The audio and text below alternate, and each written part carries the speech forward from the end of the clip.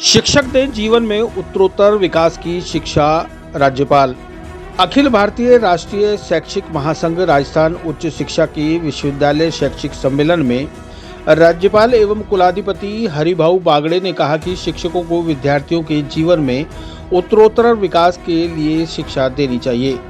राज्यपाल बागड़े ने रविवार को विश्वविद्यालय शैक्षिक सम्मेलन में अपने संबोधन में कहा कि शिक्षा राष्ट्र निर्माण में महत्वपूर्ण भूमिका निभाती है। अपनी मां तथा परिवार से मिली शिक्षा से बच्चे छोटी उम्र में ही विशेष योग्यताओं को अर्जित कर लेते हैं। शिक्षक को विद्यार्थियों के सर्वांगीण विकास को केंद्र में रखकर अध्यापन करवाना चाहिए। इससे विद्यार्थी के जीवन में उत्तरोत्तर विकास का मार्ग प्रशस्त होगा। शिक्षा बौद्धिक क्षमता बढ़ाने वाली हो। पाठ्यक्रम के अतिरिक्त सह शैक्षिक गतिविधियां भी ज्ञान प्राप्ति की साधन होनी चाहिए। इनसे विद्यार्थी कक्षा उत्तीर्ण होने के लिए आवश्यक पुस्तकीय ज्ञान से अधिक व्यवहारिक ज्ञान प्राप्त करेगा। राज्यपाल ने कहा कि श्री मासा गोवलकर गुरुजी के विचारों पर नई शिक्षा नीति में जोर देना चाहिए। शिक्षा में सुधार के लिए बनी नीतियों, शिक्षा आयोग एवं कमेटियों के सुझावों का प्रभाव प्राथमिक शिक्षा पर होने से विद्यार्थियों में राष्ट्र प्रथम का भाव जागृत होगा। भारतीय शिक्षा पद्धति में हमारी संस्कृति, देव धर्म एवं आदर्शों के आचरण को स्थान देना आवश्यक है। महर्षि दयानंद सरस्वती जैसे महापुरुषों के मानवीय सद्गुणों युक्त नैतिक शिक्षा को अपनाने से विद्यार्थी का सर्वांगीण विकास होगा। अखिल भारतीय राष्ट्रीय शैक्षिक महासंघ इसी भावना से शिक्षक निर्माण के कार्य में लगा है। मानवीय सद्गुणों का विकास करते हुए विद्यार्थियों के सर्वांगीण विकास को प्राथमिकता देते वाली है। उन्होंने शिक्षकों को और माता पिताओं को स्वयं अपने आचरण से आदर्श प्रस्तुत करने का आह्वान किया है। मेरा भी शिक्षक सम्मेलन में आप सभी से ये आग्रह है कि हम देश के विद्यार्थियों को ऐसी शिक्षा प्रदान करें जिससे जीवन में उत्तरोत्तर विकास हो, विद्यार्थियों की बौद्धिक क्षमता बढ़े। अतः बौद्धिक क्षमता बढ़ने के लिए अपने को जानबूझकर कोशिश करना पड़ती है। पाठ्य पुस्तक में अपन पढ़ाते और पाठ्य पुस्तक के जो पाठ होते हैं वो पढ़ाते, लेकिन बाहर का कुछ ज्ञान नहीं, उससे तो उसका ज्ञान नहीं बढ़ेगा। ज्यादा तौर तक तुम जब तक बाहर के कुछ उदाहरण देंगे नहीं, कुछ और नए नए बात उनको कही नहीं जाएगी, तो उसका ज्ञान भी सीमित रहेगा। उसका ज्ञान पाठ्य पुस्तक इतना उसका ज्ञान सीमित रहेगा, उतने परीक्षा में उतना पास होने से काफी है, लेकिन पास होने से चलता नहीं। उसकी बौद्धिक क्षमता इतनी बढ़नी चाहिए कि वो खुद ही आगे खुद का ही अपन आगे जा सकता है और कुछ व्यवहार भी करता है, उद्योग भी करता है। शिक्षक का मतलब है कि वो स्वयं अपना काम चलाए, स्वयं कमाए, और स्वयं कमाने के लिए उसको बौद्धिक क्षमता भी उनकी बढ़नी चाहिए। कोई उसको अफसर बनाना है, कोई वैज्ञानिक बनाना है, कोई और के अच्छा बनना है, तो बचपन से स्कूलों से ही उनका पाठ्य पुस्तक के बाहर का भी ज्ञान उनको मिलना चाहिए। ये मेरा सुझाव है। राष्ट्र प्रथम है, ये भाव हमें अपने विद्यार्थियों में निरंतर भरने की जरूरत है। गुरुजी गोलकर गुरुजी ने समाज की शिक्षा के जरिए सांस्कृतिक सुधारों की आवश्यकता प्रतिपादित की थी।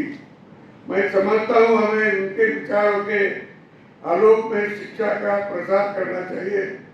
नई शिक्षा नीति में इस बात पर विशेष जोर देना चाहिए, ये मुझे लगता है। अब से अपनी नई शिक्षा नीति जो 2020 में बनी 29 जुलाई में, इसके पहले भी बनी। इसके पहले 1968 में पहली शिक्षा नीति बनी थी। उसके बाद 1986 में एक शिक्षा नीति बनी थी और शिक्षा में सुधार के लिए आयोग भी बना था। उसके ही पहले वो आयोग या समिति 1948 में राधाकृष्णन जी के नेतृत्व में बनी थी। मुदलियार का एक आयोग बना था। 1964 में कोठारी आयोग बना था। अभी हमारे डॉक्टर विजय भास्कर जी राष्ट्रीय स्तर पर एक कमेटी भी बनाई थी। इतनी कमेटियां हैं, इतने आयोग है और इतने समितियां भी बनी है, लेकिन उसका प्रभाव मैंने जानता हूँ कि हमारे प्राथमिक विभाग के शिक्षकों को क्या इसकी कितनी मालूमात है कि ये जो कमेटी की जो रिपोर्ट होती है, वो आयोग की रिपोर्ट होती है, वो किसने पढ़ी या किसने उसका आत्म ज्ञान मालूम पड़ा, ये तो मैं नहीं जानता।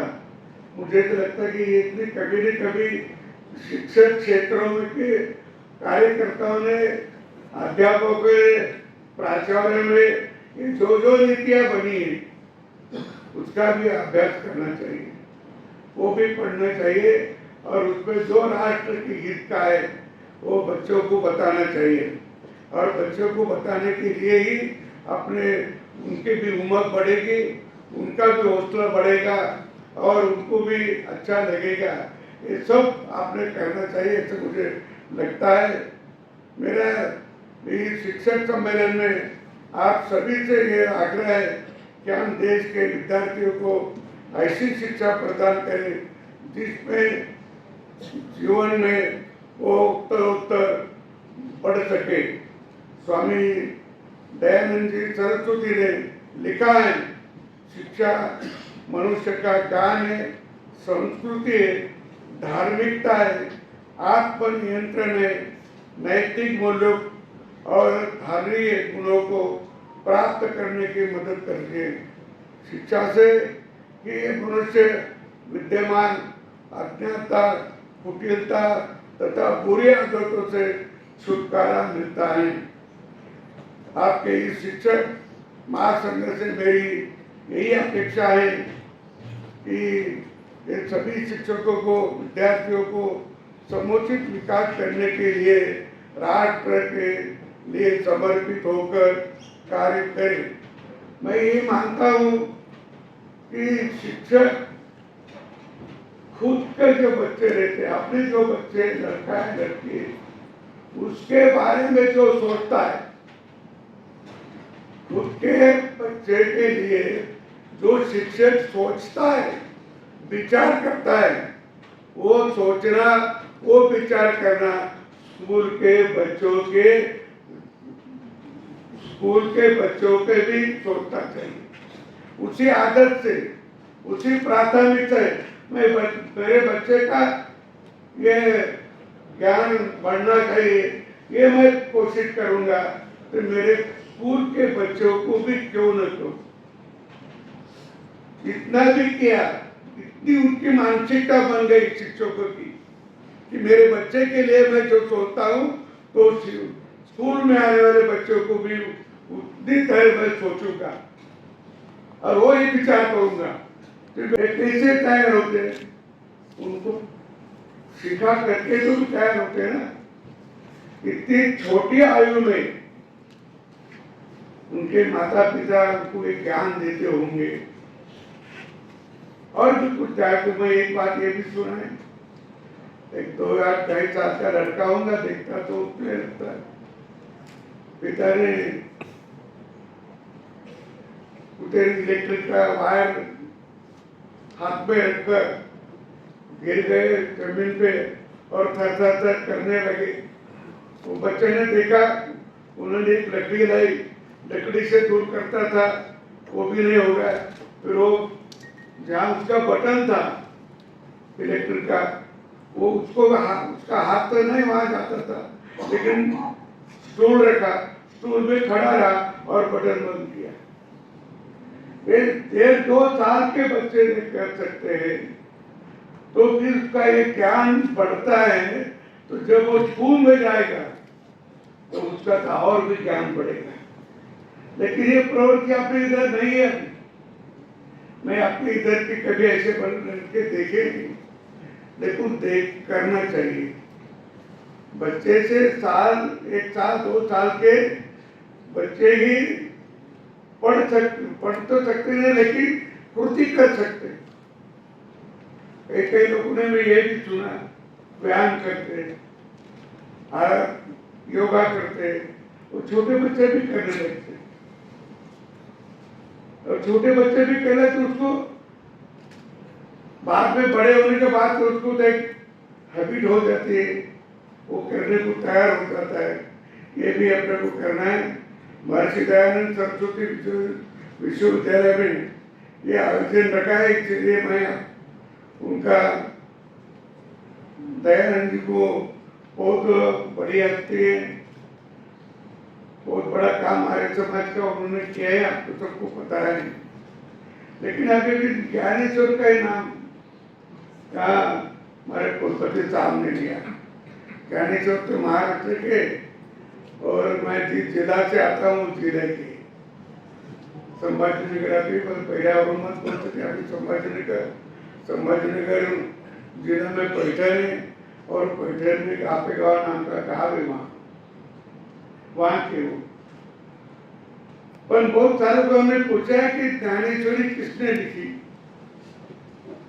तो सबका उत्तर एक ही आता है, ज्ञानेश्वर ने लिखी। ज्ञानेश्वरी ने लिखी नहीं, उन्हें बोली।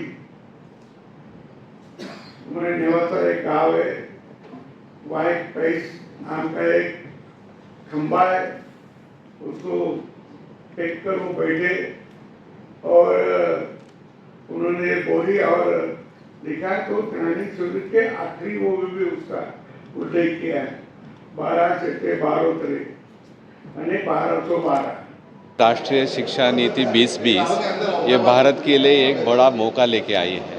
हमारे विद्यार्थियों के लिए, हमें छात्र छात्राओं के लिए उनका आत्मविश्वास निर्माण करें, अपने जीवन को अच्छी तरह से कैसे बिताएं, शिक्षा को अपने जीवन में किस अच्छी तरह से लाएं, अपने पारंपरिक भाषाओं में कैसे शिक्षण ले, इसी के लिए ये राष्ट्रीय नीति है। और इसको अच्छी तरह से राजस्थान स्टेट में अच्छी तरह से इम्प्लीमेंट हो, इस पर उसके क्या डिफ़िकल्टीज़ हैं, आने वाले सालों में किस किस मुद्दे पर इस पर बात करेंगे और किस तरह से हमारे राष्ट्रीय शिक्षा नीति को राजस्थान में इम्प्लीमेंट करें, इसके लिए आज अखिल भारतीय राष्ट्रीय शैक्षिक महासंघ का अधिवेशन है। सारे 13-14 राजस्थान राज्य में जितने विश्वविद्यालय हैं उसमें से 13 से 14 कुलपति यहाँ हैं, बड़े बड़े शिक्षक यहाँ हैं। सब लोग दिन भर बातें करेंगे और सब विचार करके अपना एक प्रस्ताव अपने कुलाधिपति के सामने रखेंगे, और उससे ये विश्वास है कि इसमें कुछ न कुछ अच्छा बदलाव आएगा। सर, आपका परिचय? मैं प्रोफेसर आनंद भालेराव राजस्थान केंद्रीय विश्वविद्यालय का कुलपति हूँ, और ये विश्वविद्यालय 2009 से यहाँ है, जो सेंट्रल यूनिवर्सिटी ऑफ राजस्थान से मशहूर है। वो A++ ग्रेड एक्रेडिटेड है NAAC से, और कैटेगरी 1 स्टेटस भी है।